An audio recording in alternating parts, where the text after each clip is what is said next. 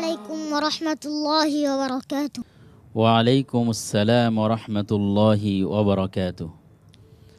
আজকের পর্বের নিয়ম হচ্ছে আমি কোরআনে কারীমের একটি আয়াতের অংশবিশেষ বলবো। সেই অংশটি কতটি স্থানে আছে তুমি বলবে এবং এর পরের আয়াতটি পড়বে। ওয়াহুয়াল আজিজুল হাকিম। أعوذ بالله من الشيطان الرجيم. بسم الله الرحمن الرحيم. وهو العزيز الحكيم.